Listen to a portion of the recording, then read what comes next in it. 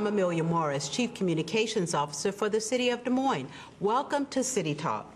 Technology and video cameras are changing the way we drive on roadways here in Des Moines. Sergeant Christopher Scott, the Public Information Officer for the Des Moines Police Department, will be here to explain. You'll want to keep an eye out for 4 new video systems being implemented by the city. Traffic cams on the freeway, red light cameras at selected intersections, and mobile speed cameras in the neighborhoods. Plus, new video systems in police cars. We have some real news that you can use, so stay tuned. City Talk will be right back.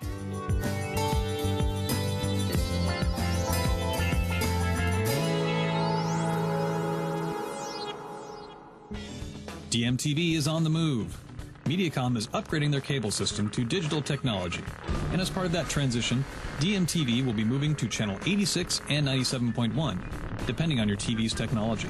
Follow us to our new home on channels 86 and 97.1, or watch us live online at www.dmgov.org. For more information about this transition, visit us online or call 283-4500. I have the privilege and the responsibility of directing a Shakespeare troupe. It can be challenging, but it's always compelling, and it's always a learning experience. I learn a lot from what Shakespeare has written, and I learn a lot about what people bring to Shakespeare. Shakespeare is a treasure chest in terms of all the characters that he contains. You look at all those people inside that treasure chest, and you learn a lot about life. My name is Lorenzo, and I geek Shakespeare.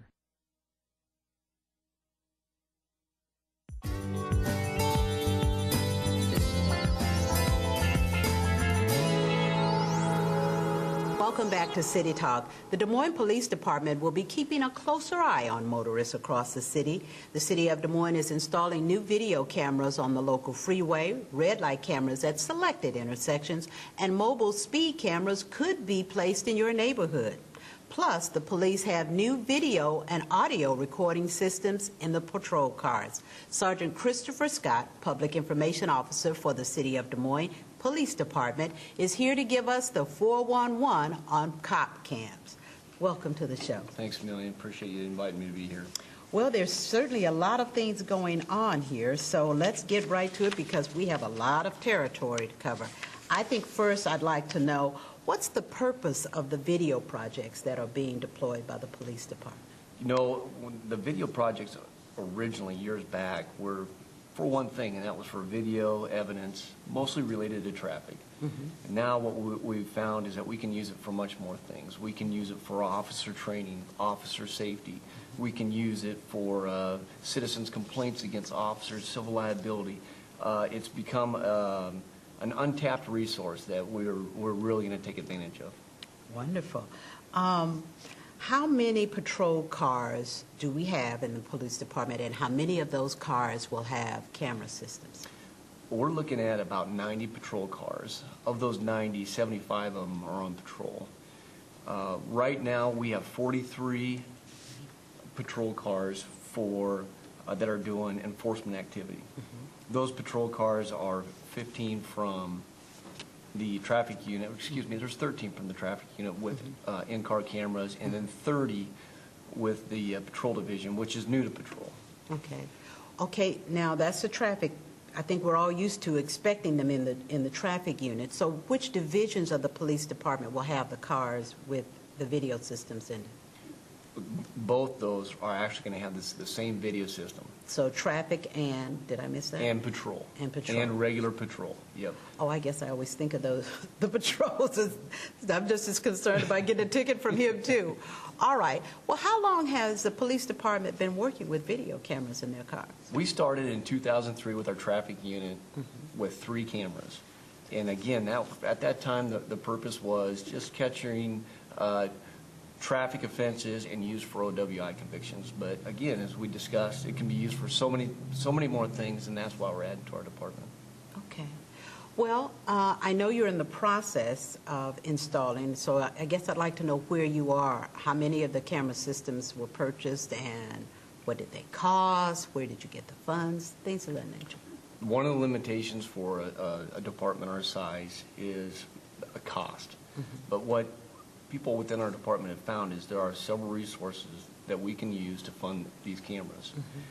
They've used funding from the Governor's Traffic Safety Bureau grant, from the Justice Assistance Grant, Justice Assistance Recovery Grant, our SEAS fund, but what's most important is people understand that we use no money from our general fund to fund this project. And we're looking at about $270,000 for these 43 cameras that we've installed, and we're hoping to put in more. That's great. I mean, that's really great, and it didn't cost the taxpayers, although we all benefit from it greatly, because it does improve public safety. It absolutely improves the safety of the citizens of Des Moines.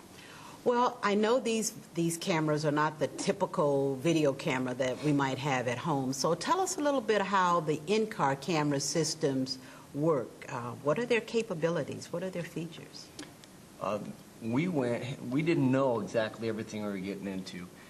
We studied 12 different vendors that came and talked to us. We piloted 5 systems, and eventually it went to bid, and Coban Technologies is who was awarded the bid.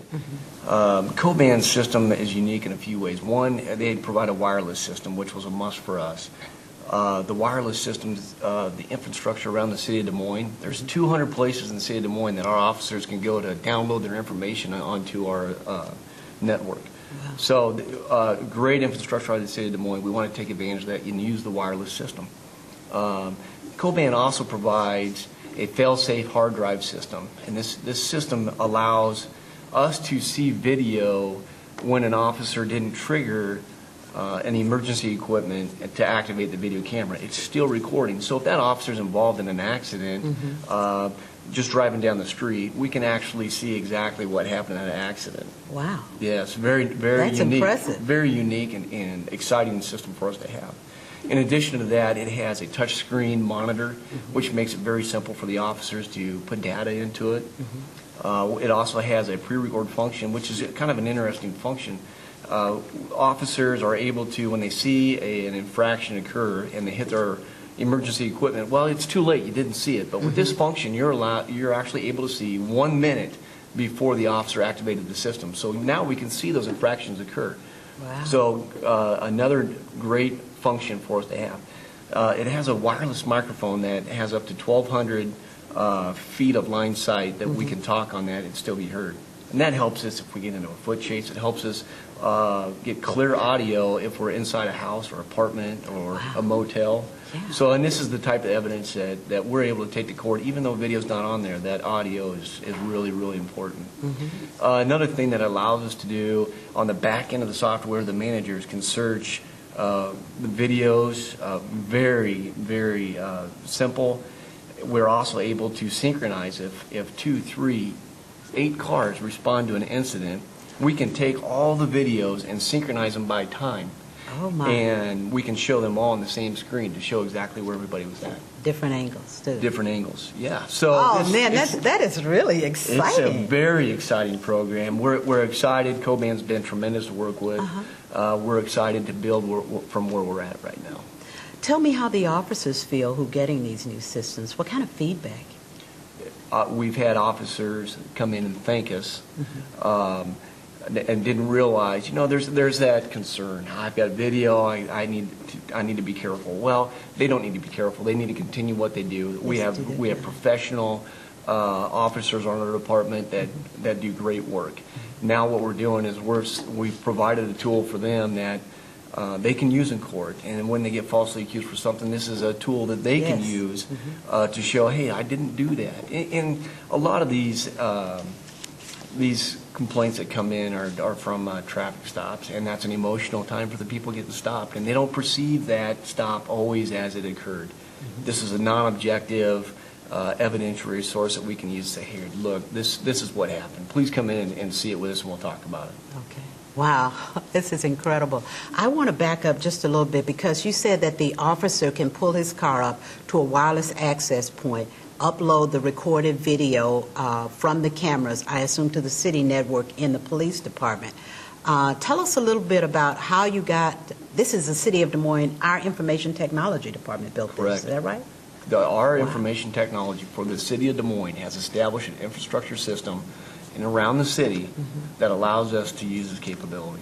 It was there before. That's what those cars are doing when I see them pull up. And you're like, what? Is he just right? But he's actually working from his car on the network. You can see him at libraries, fire stations, any city building within the city that you see a squad car. They could be, getting on the network to upload some information. Oh, boy, the times we live in. We talked a little bit about the cost, but I'd like to go back over that because I think it's very important for the citizens to know that with those features, we know that had to be expensive. Give us again, you said this was paid for with different funding. Can you kind of run through that funding once more for us, please? Our Governor's Traffic Safety Bureau grant provided about $60,000 for us to use to fund this. Then there's the Justice Assistance grant that provided just shy of $75,000 in addition to the Justice Assistant Recovery Grant. That's about $50,000 in addition to seized funds. But again, most important is that people understand there was zero money spent from our general fund to fund these cameras. Boy, we're very proud of that, and I know you guys are too. I think everybody watching would like to know, okay, exactly when are these new video systems going to be in the patrol cars and out on the street? We're using them, and we're going to get more. Now, people. In 2010, we got 43 of them, and we're using them, we deployed them. We started out with 12, just to make sure, and it worked so well. We added the additional cameras. We're up to 43 now. They're working well, and we hope to get more. All right. Well, we're going to continue our conversation with Sergeant Scott about the video camera systems the police department is putting in. In the second half of the show, we're going to focus on the traffic cameras that are out and about on the streets and the freeway. And we'll have more information on that. So you don't want to leave. You want to stay tuned. Up next, we're going to have a city update with news from the city government operations. Here's Shekinah Young. The Low-Income Home Energy Assistance Program, commonly known as LIHEAP, or Energy Assistance, is still accepting applications through April 29th. Approved households will receive a one-time payment towards their utility bill. Income guidelines are 150% of the federal poverty level, which graduate based on household numbers. For example, a household of four's gross income would be at or below $33,075 per year. Households with subsidized rent with heating included are not eligible for LIHEAP. All members of the household are required to present Social Security cards at the time of application, and households that rent or lease with heat and electric included in the rent must provide a landlord facility manager's statement, which is available at the site offices. All members of the household 19 years of age or older that have had periods of unemployment in the last 90 days are required to submit an unemployment benefit letter of determination from the Iowa Workforce Development, or a 13-week printout. Households must also provide birth dates for all members, income for all members 19 years of age and older for the past 90 days, their most recent utility bill, and other information can be gained from visiting our website at www.dmgov.org. You may also call the Des Moines Community Action Agency at 515-283-4180 regarding our programs and services. The North Side Office, the South Side Office, the East Side Office, and the West Side Office. Construction projects are still underway throughout the city. In Ward 4, represented by Brian Meyer, there's the Jackson Avenue Detention Basin Pump Station. This project includes construction of a stormwater pump station at the Des Moines River Levee. It rapidly empties the Jackson Avenue Detention Basin into the Des Moines River during high river flows. The project is currently on schedule with the pump station and installation of pumps completed. Completion of the entire contract is expected in late 2011. Ward 3, represented by Councilmember Christine Hensley, is busy at work. North of the Armory building, there's construction underway that includes a pedestrian trail connection to the east side of the pedestrian bridge. The project will allow pedestrian access to the trail north of the Armory at all times. The project also includes the construction of flood walls west of the Armory building, construction of the employee parking lot, and landscaping. This project is scheduled to be completed this spring. In Ward 2, represented by Councilmember Bob Mahaffey, there's the Easton Boulevard Bridge over the 4 Mile Creek. The bridge deck for Easton Boulevard over 4 Mile Creek was poured in December, and the work is majorly completed. The remainder of the work will be completed in the spring of 2011. Ward 1, represented by Haley Grease, has the second phase of the Waveland Trail in progress from University Avenue to Franklin Avenue. This project will construct a 10-foot wide recreation trail along the west side of Glendale Cemetery from University Avenue to Franklin Avenue, ending near the Northwest Community Center building. In the future, this trail will be extended along 56th Street south of University Avenue to Interstate 235, where it will connect to the recently constructed Phase 1 portion of the project. Construction of the trail pavement and grading work has been completed. Final site restoration will be completed in the spring of 2011. Remember to watch your city government at work live on DMTV, Mediacom Cable Channel 86 and 97.1, or come down to City Hall during any of the following meetings. The Planning and Zoning Commission meets Thursday, April 7th and 21st at 6 p.m. in the City Council chambers. City Council will meet Monday, April 11th and April 25th at 4:30 p.m. in the Council chambers. City Council workshops will be held Monday morning, April 11th and April 25th at 7:30 a.m. The Zoning Board of Adjustment will meet Wednesday, April 27th at 1 p.m. And the Park Board will meet Tuesday, April 26th at 5 p.m. in the City Council chamber. I'm Shekinah Young, and that's your City Update. Well, welcome back. We're continuing our discussion on the new video systems being deployed by the City of Des Moines Police Department. In addition to the in-car cameras in the cop cars, there are 3 different video systems for traffic safety that are also being implemented across the city. First, I'd like to ask Sergeant Scott to briefly describe each one of those and how they're being used. Let's start with the traffic cameras that are going to be on the freeway. The traffic camera is a fixed stationary camera that's in a specific location on the freeway that will, it's triggered by a violation of speed. Okay. And when after that violation occurs, it'll take a photo of the vehicle and the license plate, and that will be verified through the company and eventually to the police department, and then the city, assuming the validation process occurs, which it will, then that will be sent out to the registered owner. Okay, now how smart can this camera be? Okay, the camera's here, and I'm coming down the freeway at 55, oh, that's 65 in a 55 zone, so it's going to know that. Right. It's going to say, oh, she's coming way too fast, and click my picture, or is it rolling video? It's not rolling video. It's not rolling video because we don't have the storage to do that. So what it's actually triggered by lasers, if you will, that once that laser's hit at a certain mile per hour, it triggers the camera system to take a photo of the car. Smile. Yes, that's right. Okay, all right. So then, what's the process? That's for that camera. The next one is the red light cameras at selected intersections. Who's going to select those intersections? The city's going to select the intersections. I'm sure that the police department will work with traffic and engineering to identify the specific intersections, and the criteria for those intersections will be based on the number of accidents that have occurred. Now, you know everybody watching wants to know what intersection. I'm sure they do. And I would like to report that I could tell you, but I don't know. Okay. I tried. All right, so I think we're all familiar with those. Are those photograph or rolling video? Again, those are triggered by the violation. Yep, smart cameras. We're going to be much better drivers, just with that thought in mind. That's what we hope. And then the last one is the mobile speed camera, and I understand those change locations, and they could be in neighborhoods. So right. How's that going to work? Millie, what happens there is, and it's kind of the first camera we talked about, a traffic speed camera.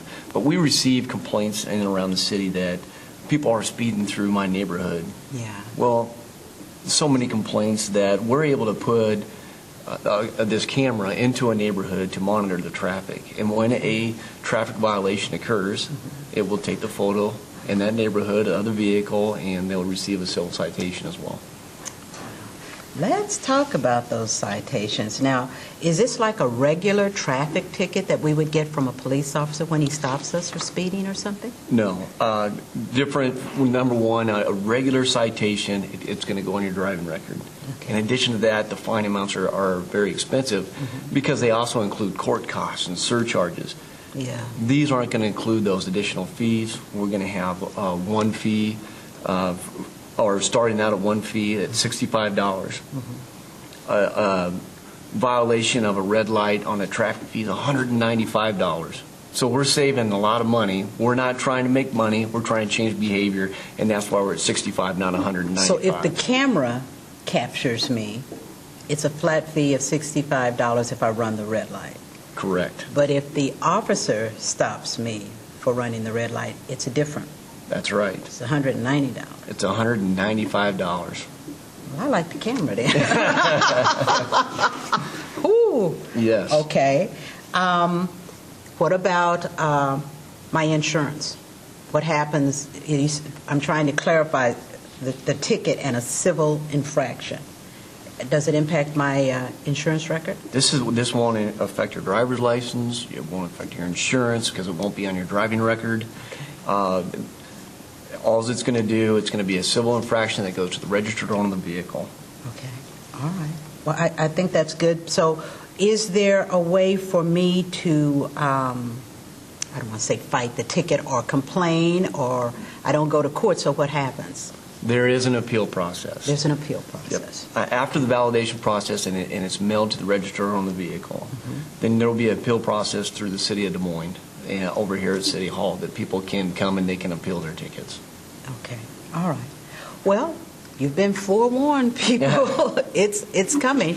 Do we know when the red light cameras and the freeway cameras will be implemented? Are they out there already? They are not out there.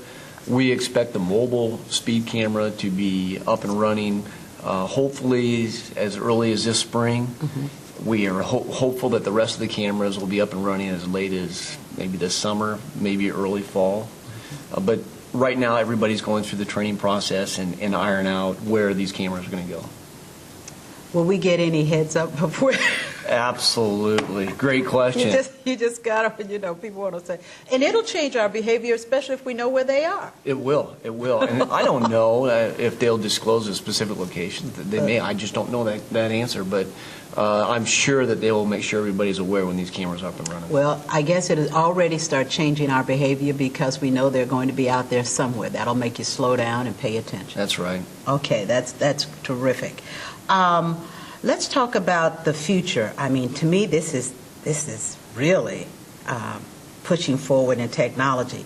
Do you have any other plans for using video in other aspects of your work or other aspects of police work? We've explored. This fall, we had an officer, a school resource officer, explore body cameras. Wow. And these body cameras that they have decided that they can provide great video evidence of what an officer saw within the school.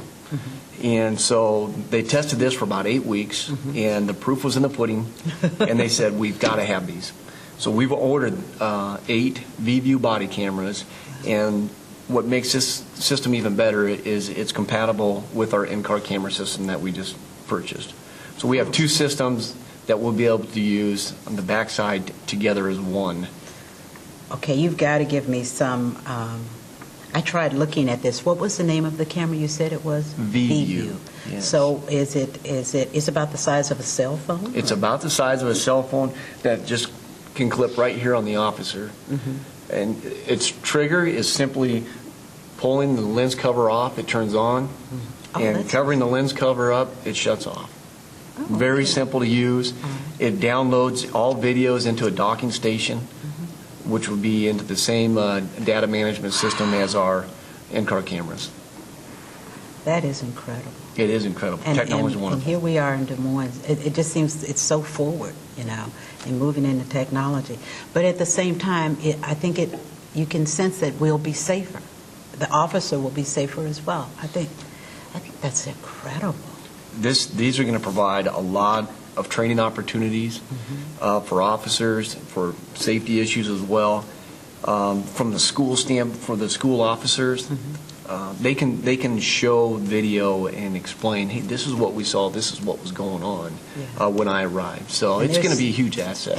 And you know, that makes me feel safer for kids at school, because there's a lot that goes on there, and I respect those officers. They have a lot of people in a condensed area that they have to deal with. Very busy. That's a challenging job. Very busy place. A lot of great people in the Des Moines School District that have worked very hard to keep these people safe, and this is just going to be one more resource. Okay. Well, okay, before we run out of time, let's talk just a little bit about the accomplishments of the police department for 2010.